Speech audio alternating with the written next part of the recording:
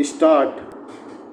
I would like to take the House into the history of these provisions as they were discussed in the Constituent Assembly, even at the time when the present Article 369 was being considered by the Constituent Assembly.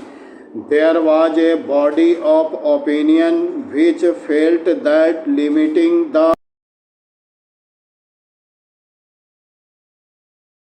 of commodities like food, grains, and other agricultural products for a period of 5 years was taking a short view of the question. The basis of the decision of the drafting committee could be understood from para 14 of the letter written by the chairman of the drafting committee to the President of the Constituent Assembly. Parachange.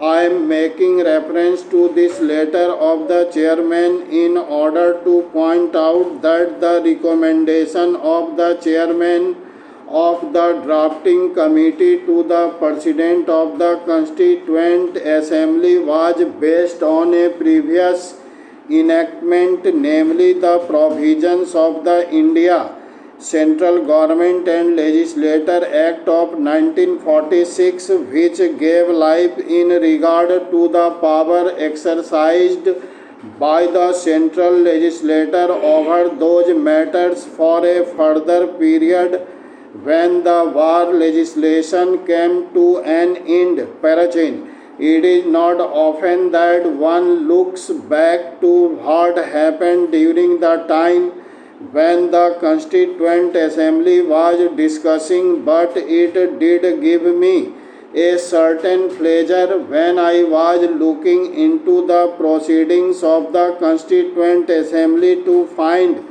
that a friend of ours, who is a member of this House, had the far-sightedness to feel at the time when Article 306 of the draft Constitution was being considered that the duration of the validity of the provisions of that article should be extended from 5 to 15 years. In fact, at that time the honorable member expressed the opinion that in matters like foodstuffs, minerals, etc., the power of the Government of India should be kept intact anyway. The Constituent Assembly did not accept the suggestion made by him, Parachin, even prior to this particular article being taken up for consideration by the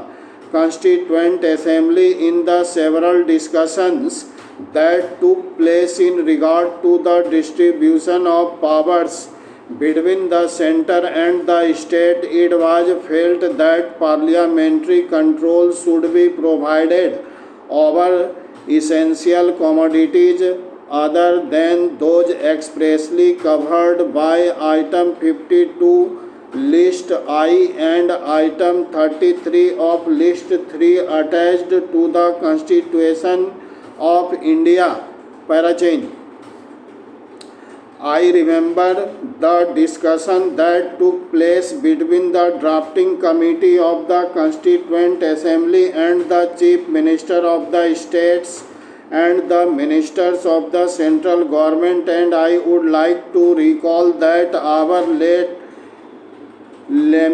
lamented Dr. Syama Prasad Mukherjee, who was then Minister of Industry and Supply, expressed himself in those discussions that control of Parliament should extend not merely to trade and commerce and the products of the industry, which were within the legislative competence of Parliament, but should extend also to other commodities, the control of which was declared by Parliament by law to be expedient in the public interest.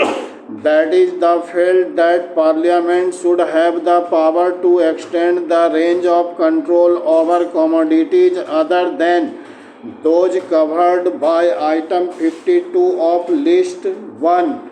Schedule 7. There was a considerable amount of discussion on this point at that particular meeting with the Chief Ministers of State, and it was then decided that an item similar to item 33 in list 3 of schedule 7 should be provided and might prove adequate. The present Chief Minister of UP at that time, very aptly indicated that though the centre might have legislative powers in regard to some of those commodities, these powers have been and are being exercised only for the purpose of preparing a skeleton legislative measures, and that the provinces are left to deal with the rest,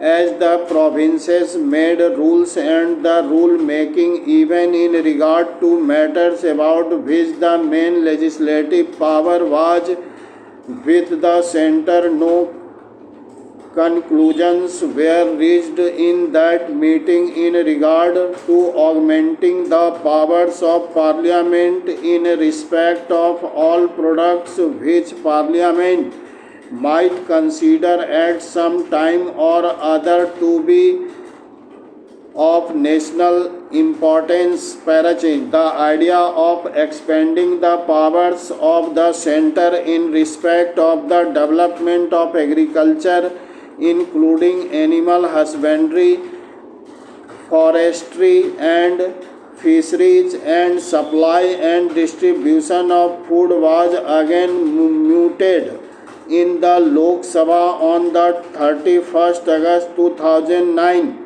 The next stage in respect of the consideration of this matter was when the Ministry of Commerce and Industry appointed the Commodity Controls Committee. This committee is its in paras 36 to 44 has discussed the entire question of the reserve powers of the central government to enable it to exercise control over any commodity at any given time. A reading of these paragraphs would, I humbly suggest, compensate the effort undertaking. This committee held that entry 33 of the concurrent list provides only a partial solution of the problem before us.